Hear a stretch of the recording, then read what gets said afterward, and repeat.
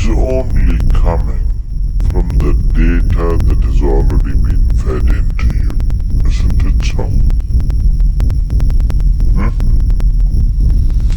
You can use it, permutations and combinations of it, and produce million varieties, but essentially thought is coming from the data that has already been fed into you. If you go about sifting in the mind what is pure thought, what is impure thought, oh, you will go.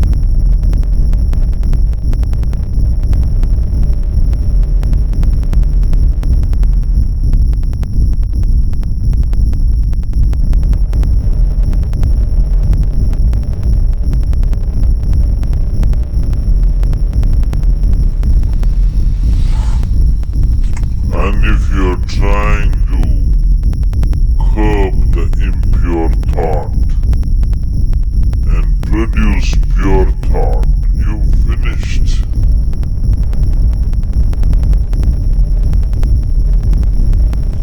All the things that these so-called religions told people are sins, they have become the full-time activity of human mind. If they just left them alone, everybody according to his inclination would have gone where he has to go.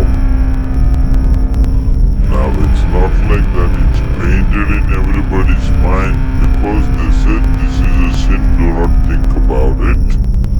Endlessly they're thinking about it. They're not even as free as dogs and cats are. Human beings. Simply because somebody put this idea that there's something pure and impure.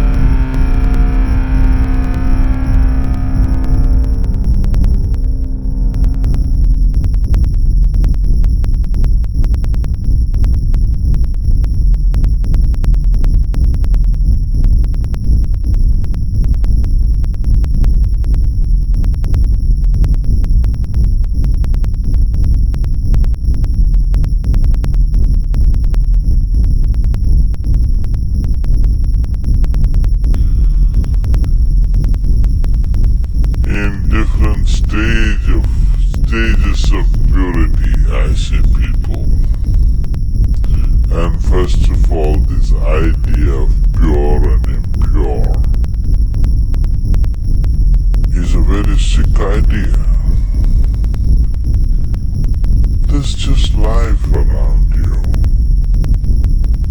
There's only life around you. If you're labeling certain aspects of life as pure and certain aspects of life as impure, there is a serious problem. I want you to understand this problem is far more serious than most people really look at. It is that serious. Right now, many religions and cultures on the planet have labeled the fundamental biology itself as impure. Yes. Yes or no?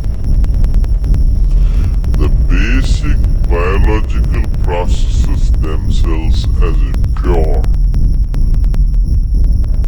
Sexuality is impure. A woman's menstrual cycles are impure.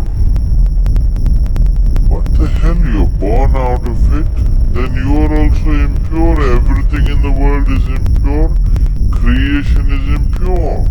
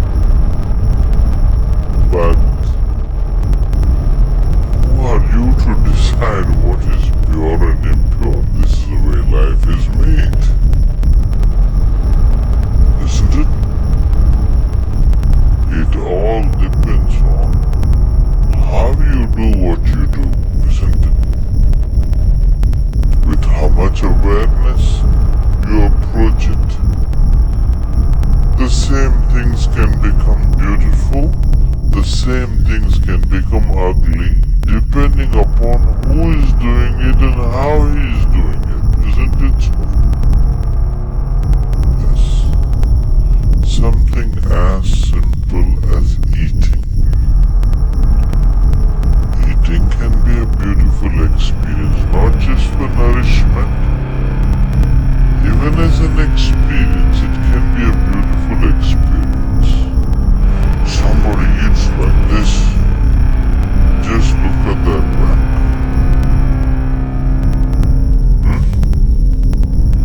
Everything can be done like this, isn't it so? Who is doing it? How it is being done. That's what makes the difference.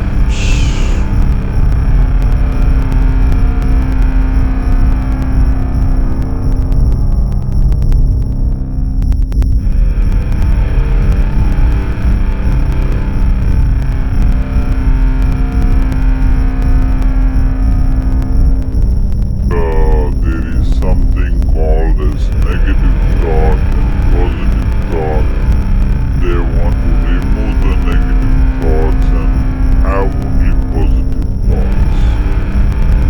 For such people, I would ask them to just experiment for 10-15 seconds. Let them forcefully remove one thought from their mind. For example, next 10 seconds, just don't think of a monkey. Try not to think of a monkey for next 10 seconds. You will see you will be full of monkeys. So what I am saying is, this is the nature of your mind. Because in this mind, all the three pedals are throttle. There is no brake, there is no clutch. Whatever you touch, it will only go faster. In this kind of mind, people have been taught from moral teachers and religious teachers, do not think about bad things. Well, since then it's been a full-time job. So there is no way you can handle the mind like this. This doesn't need any great enlightenment. If you spend 2 minutes with your eyes closed, you will realize you cannot do anything forcefully with this mind. So I want to remove negative thoughts. Do not ever go in this direction, because what you want to remove will become your quality. Always you will be on it. So what should I do? The thing is this. Without understanding the fundamental mechanism of this mind, because our mind, human mind, is the most sophisticated computer on the planet. Even all the supercomputers have come out of this. When this is the case, is it not important that we understand the mechanics of how it functions? One simplistic aspect of how it functions is there are no subtractions and divisions in our mind. There is only addition and multiplication. If you try to do something with it, it will say one more. If you try hard, it will multiply into many more. In this mind, you don't try to identify what is positive, what is negative, and try to remove it. First of all, one needs to understand this mind of yours, this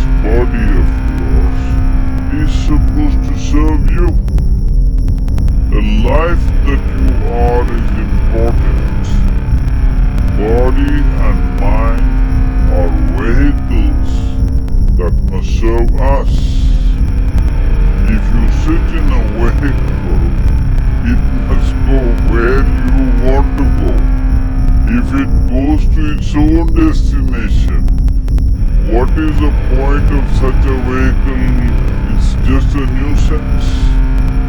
Right now, most human beings are unfortunately experiencing this fantastic possibility of human mind as a nuisance, as a troublesome thing. Well, this is the most beautiful thing you have. It's just that you need to pay little attention as to how it functions. One simple thing is this. First and foremost processes, that's why we put out this process called Isha Kriya. This is to distance yourself from your physiological and psychological process. There is something called as you which exists. This is not a composite of all your thoughts and emotions and physiological processes. Beyond that, there is you. If you close your eyes, even if you cannot see anything, you're still there. It is through the window of your eyes that you're looking out, but if you close your eyes, it doesn't mean that you don't exist. You still exist. So beyond your thought, you still exist. Beyond your emotion, you still exist. So that you, the life that you are, this has to come into your experience. Why is it that you're not allowing that to come into your experience, which is the most significant aspect of who you are? Who you are right now. The most significant aspect is you and me are alive right now. This is it. What I'm thinking, what you're thinking is not the important thing. We are alive right now. That is the important thing. So, it is important that you focus on this fundamental sense of aliveness within you, and then you will see there is a natural distance between you and your thought process.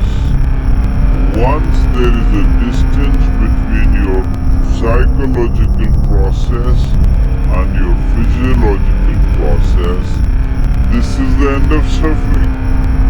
Because there are only two kinds of suffering that human beings go through. Physical suffering and mental suffering.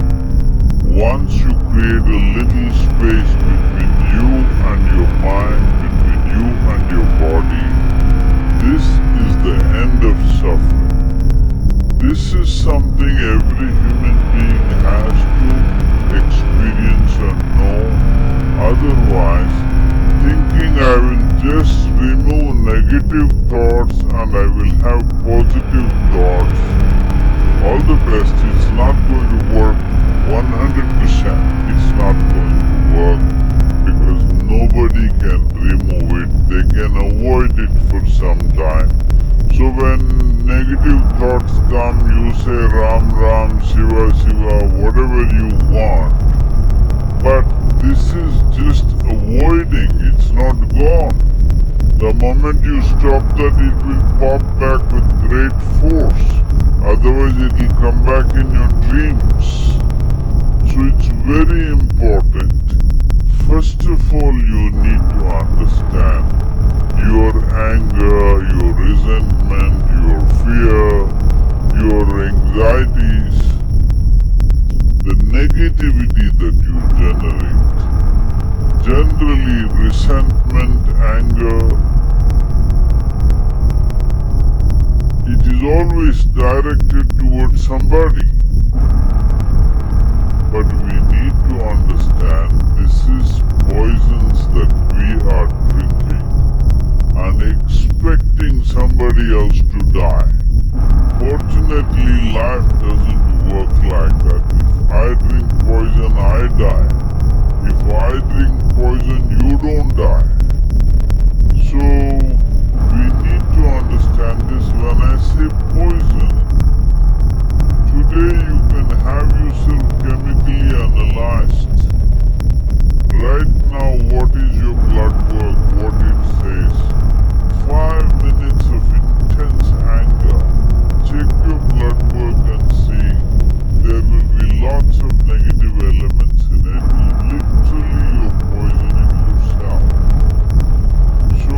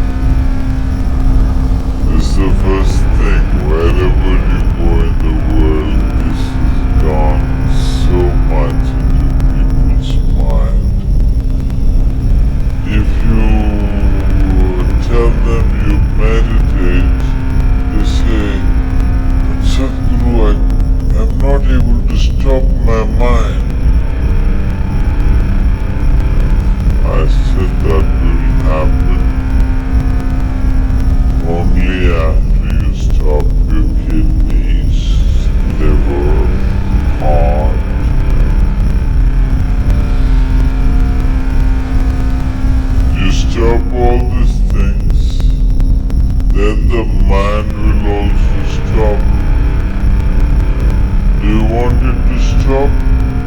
No. Then why do you want the mind to stop? Why do you have such a horrible prejudice against the mind? You don't mind if your heart is beating, you can meditate. You don't mind if your liver is working, you can meditate. Your kidneys are functioning, you can meditate. If your brain functions, you can't meditate. What is the problem? You seem to have something against intelligence.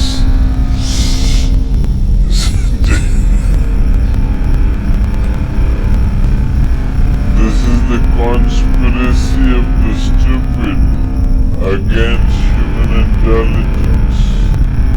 That to meditate means your brain must be frozen.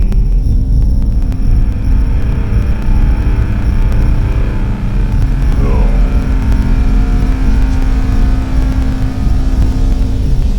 You don't have to freeze your brain. We were looking at this yesterday itself. We will initiate you to sharper. It's a simple process. There are many ways to do it. This is one simple way. But it's a powerful process. If you sit here, you will see your body is here, your mind is somewhere, who you are is somewhere else. Once there is a space between you and the mind, then what the mind is not doing, what the mind is doing is not even an issue. It is like you're stuck in the traffic jam. You know, you're struggling through the traffic. That's one experience. Suppose you're either standing on Chamundi Hill or you're floating in a hot air balloon and look down at all the traffic.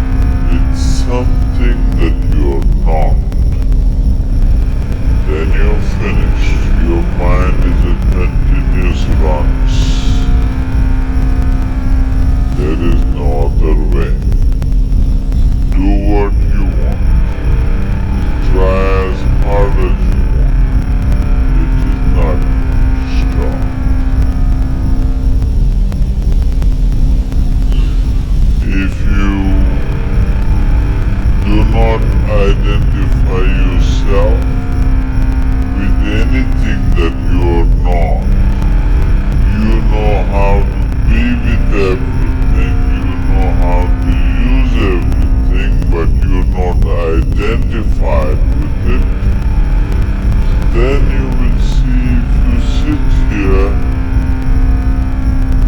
simply mind will be like this. You want to use it, you can use it, otherwise it will be like this.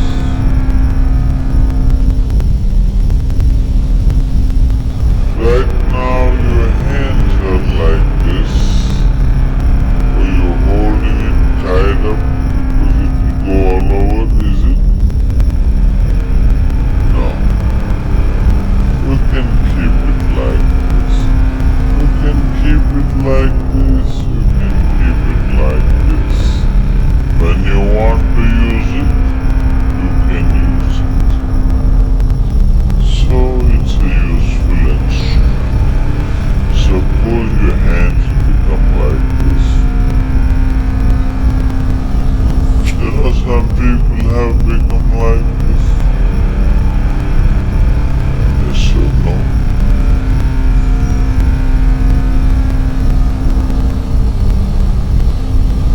If it becomes like this, you will become ridiculous, isn't it? If it happens to your mind, also you are equally ridiculous. It is just that you are living in the comfort that nobody else can see it. But people can see it. They watch you closely enough, they can see it, isn't it?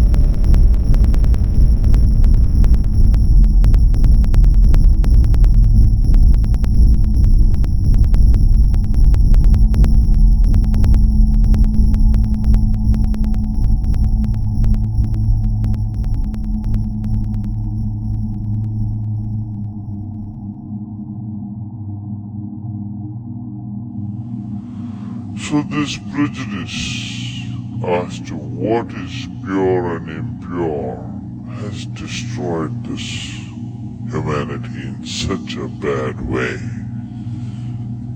Pure thoughts and impure thoughts, oh, if you sift through this, you're finished. All thoughts are just junk. Okay? Essentially, they're coming from the limited experience of past. These thoughts are useful for your survival process. You picked up some amount of information. You want to survive in the world. This information is useful. If you're looking at life itself, these thoughts are meaningless. What happened yesterday actually has nothing to do with what's happening right now in this moment, isn't it so? But in terms of your survival in the world, you need to remember a few things. You need to use your old knowledge to earn your living on the planet. But in that, don't brand something as pure and impure. This can completely freak your life out.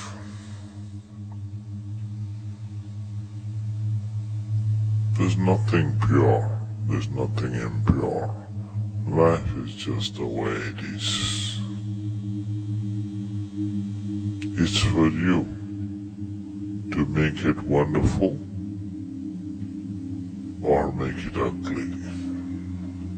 Every aspect of your life. Yes? Every aspect of your life. You can either make it beautiful or you can make it ugly. If you're aware, you will make it beautiful. If you're doing things compulsively, you will make it ugly. Anything in your life, if you do it compulsively, it becomes ugly, isn't it so? If you do it consciously, it can be made beautiful. Everything.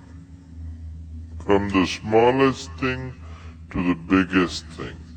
Everything can be made beautiful if you do it consciously.